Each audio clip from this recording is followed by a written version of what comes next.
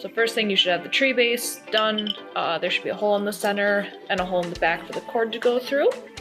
You should have this little thing. Make sure that that fits through here in the top. The other things should be a plug with an open wires at the end. So there's 2 split wires. The socket part, and then this is just to kind of secure everything in place. So there's a washer and these 2 rubber rings.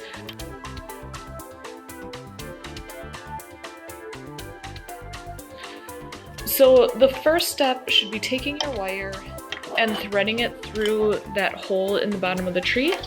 I can't tell you how many times I have finished everything, realized I forgot to put it through that hole, and need to undo everything. So you just thread it through like that, wires on the inside. Now you're gonna take your parts that kind of secure everything in place. So this is gonna go through there. So that threads through, again, right now it's just on the inside of the piece.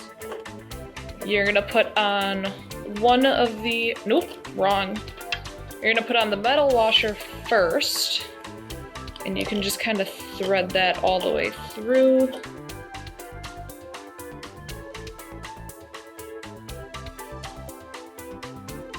And then that rubber one to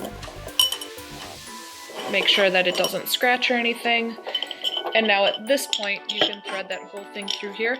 This doesn't really matter which side it's on. You'll be able to move it around later. Now we need our other rubber ring, so that you're gonna have one on the top and the other one sandwiched on the bottom and top. And now this is the part that gets a little bit tricky. So the 2 metal wires go through here, and there are 2 screws. 2. Each of those metal wires needs to hook around a screw. So I usually kind of make a little J out of the wire. Not sure how well you can see it, but like a little J shape. And you hook that through the metal screw like that. So the wire has to be touching the metal. And then you take the screwdriver and you tighten it into place.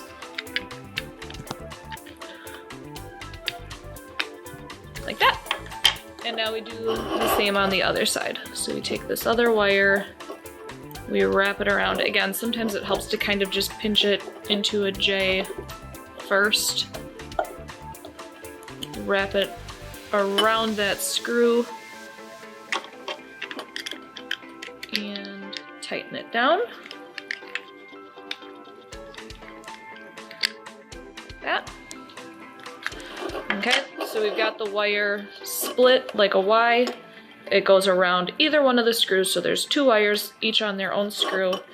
And at this point, everything just gets tightened up. It's usually easier if you put the metal tube through and secure it to this part first. Just because you have more dexterity, like kind of moving everything. You don't need to screw it up all the way or anything, just enough that it's not going to have like a wobble to it. And now you set that so it's coming through the back. And you take your metal washer, pull everything nice and tight, and screw the metal washer into place.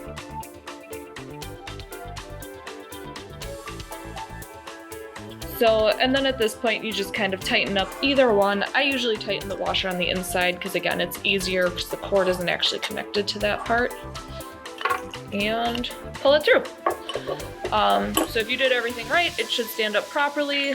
The light bulb should just screw in.